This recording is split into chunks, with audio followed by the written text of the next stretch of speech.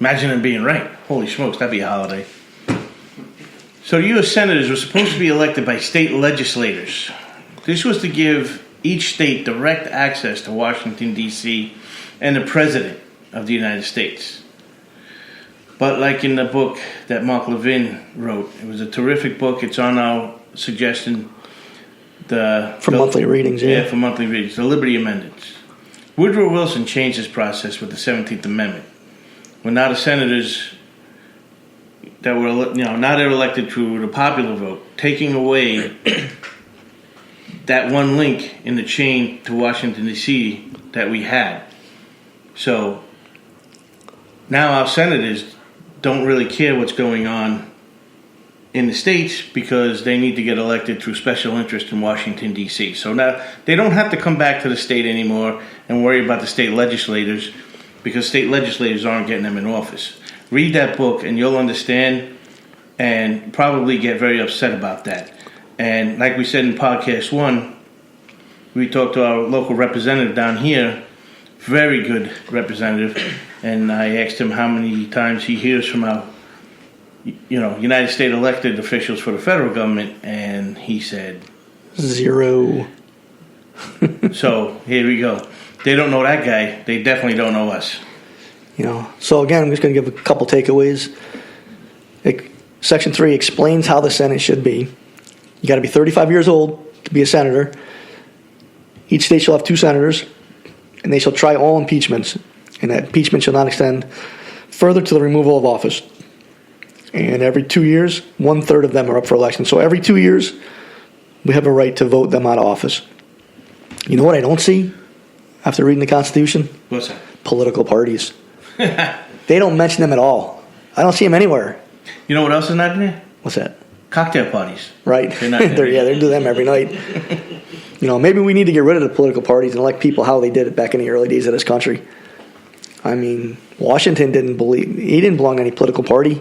He didn't even know he was going to be president until like a couple days before. It wasn't until after that when he was out of office when the Republicans and the Federalists started. Yeah, well, Dennis is 100% right. But I believe there should be 2 parties. In our government, there should be 2 parties. The constituent and the representative. We keep forgetting that we're a political party, folks. We're the biggest one. Right. We're the biggest political party. We're the constituents. We're the one flipping the dime. So. Well, under H.R. 1, we're going to be flipping a lot more dimes. Yeah. Well, hopefully that doesn't go through, but we can always pray. So last week we hit on socialism a little, and we said we'd talk about more this week. And we're going to talk about that and why it's bad for our country. I mean, we want a free society. We need to make our own decisions. We want to keep the government out of our lives. I think they're in it too much with all the regulations. Well, that's what the Constitution was written for, to keep the government out of your life. But more and more people want to change so the government's in our lives more. But let's keep them out. So what is socialism? It's a political and economic theory of social organization which advocates that the means of production, distribution, and exchange should be owned or regulated by the community as a whole. In this case, the government. In Marxist theory, a transitional social state between the overthrow of capitalism and the realization of communism. So now we need to look at communism. Which is a political theory derived from Karl Marx, advocating class war and leading to a society in which all property is publicly owned and each person works and is paid according to their abilities and needs. That they want the government to control what we do. It's not right. All right, so here's my touch of dictatorship, socialism, whatever you want to call it. So me and my family, we went on a vacation, and one of the stops was Cuba, which is normally something I would have never went on that trip. But I was happy because I had my kids with me. So we went to Cuba, we got off the ship, and did a tour. And we got to go to a handmade cigar factory. And we were told that if you lived in Cuba, you would have a lifetime job, and this could be one of them, making cigars by hand for 8 hours a day, from 7 a.m. to 5 p.m. 8 hours, 7 a.m. to 5 p.m. That don't matter. That don't add up. You think there's something wrong with the math? Yeah, something wrong. That's like 10 hours. Yeah, well. So this place was a 4-story building with no air conditioning, no elevator, chairs that were made in the 1950s. Working with all of that for 8 hours, making hand cigars. But They do have good cigars, though. yeah, they do. Unfortunately, they're all smoking them because they don't enjoy their life. So they have the top floor. So here's on the top floor. They were fortunate enough to have a platform where a government agent would stand during the day and read to the employees about their government. So all day long while you're working, you're going to have a government agent tell you how great your country is and to keep working. So then we go outside the factory, and there was nothing but desolation. Their buildings were beautiful. They were constructed with 16th and 17th and 18th century architect. Unfortunately, the only thing holding them up was the scaffold. And because these scaffolds were in front of these buildings, they were allegedly under construction, which I found hard because there was no construction workers. The main buildings, they were constructed and maintained. The dwellings, they were falling down. They were falling down on themselves, and they had, you know what else they had? They had hundreds of miles of oceanfront highways. Beautiful oceanfront highways. And you looked out, and you didn't see one pleasure boat out in the ocean, because they're not allowed. That's crazy. Yeah, it's number one. So we're driving around, and I wanted you to know, you know how many small businesses were there? How many? 0. Because socialists and dictatorships, everything's run by the government. And the only buildings that were being under repair was the United States Consulate in Argentina's. So my kids asked me about the roads and why aren't they not being repaired and stuff. And I said, well, nothing gets repaired, because if something gets repaired and fixed and maintained, you know who pays for it? Castro. And he ain't going to pay for it. He needs the money for himself. Well, he's got to keep the lights on in his house. It's the only one that has electricity for 24 hours a day. That's crazy. Yeah. So we go by and we see these parks. They were beautiful also. Fountains with this beautiful architecture around them again from centuries ago. And here's the problem with their parks.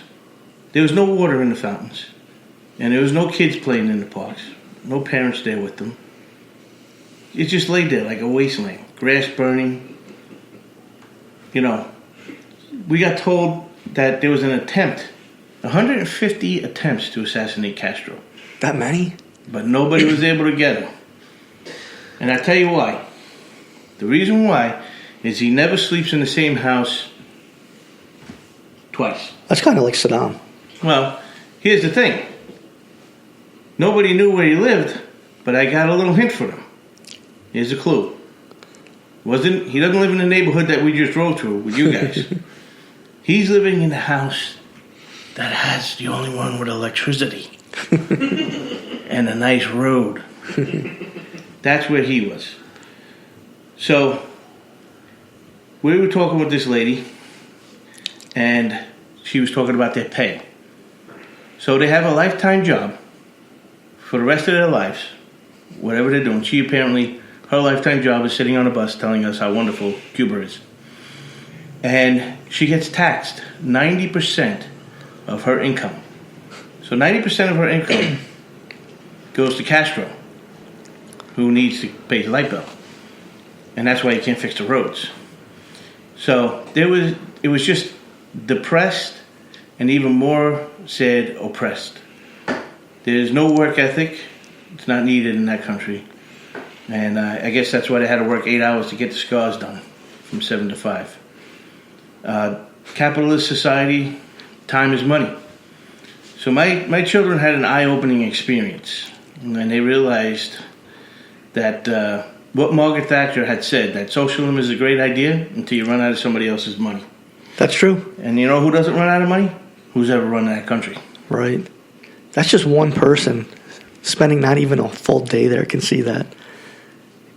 So if we look at this, I mean, there's a few other socialist countries out there, and like North Korea, China, Venezuela. I mean, I just want to talk about Venezuela and how years ago it was one of the wealthiest countries in South America. Now it's got 800% inflation, 19% gross domestic product, and interest rates at over 20%. Here it comes, folks. You got to pay that $3 trillion back. Over the last several years, millions of residents have decided to leave because they're starving and because of the enactment of social policies. The government is taking control of everything, including local businesses. We don't want to go down that road. I don't. I want a capitalist society. I want to make some money. You know? We don't want our people out in the streets standing in food lines to get fed. It's not the way. That's not Americans, folks. It's bad enough this country won't take care of our homeless veterans. Yeah, you know, Bernie Sanders says it's a good thing if people are waiting online for food. Remember that? Yeah. When he was running for governor. You know, like I said, this country doesn't even take care of homeless veterans who fought for this country. Hugo Chavez, who was a president, ruined Venezuela in 8 short years. You know, just like our current politicians are doing to our country. Socialism creates an environment where people don't want to live or don't want to go on. What do you have to look forward to? You don't have to look forward to anything, I feel. Yeah, that's true, Dennis. I'm going to go back to Cuba, which is the same thing that happened in Venezuela. When Castro took over the government of Cuba, all industry fled the country. That day, they took their money, jobs, and opportunity, and more important, their security. And you want to know where they went? You want to know where they fled? They fled back to the good old USA. That's where they need to be, right? We have it all here. I don't know what we have, but we have it all. You know, I want to point out under socialism that all property is publicly owned. I mean, I know I work hard to buy my house. I know Jack worked hard to buy his house. You know whose property is going to go first, right? Whose? The farmer. Right.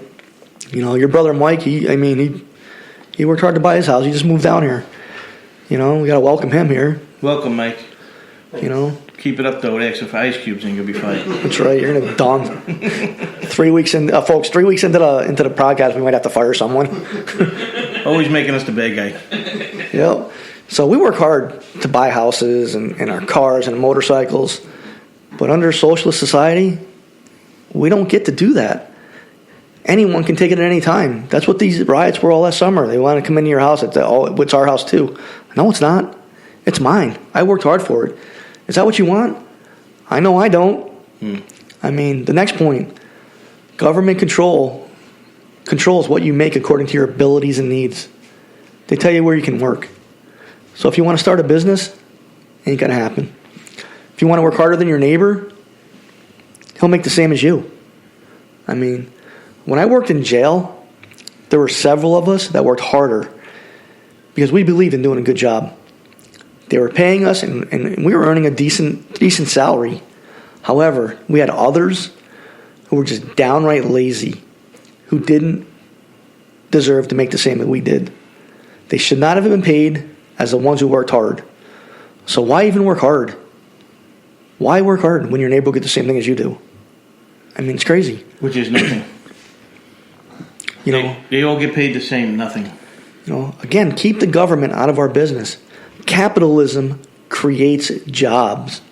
Mom and pop stores, that business venture that you want to start up, that you've been dreamed about for years, to be free to work harder and get the better things, give your spouse and your kids what they want. The only question is, do you want socialism, communism, or capitalism? To me, capitalism is the only way to go. Work hard. Get what you want. Don't rely on others for anything.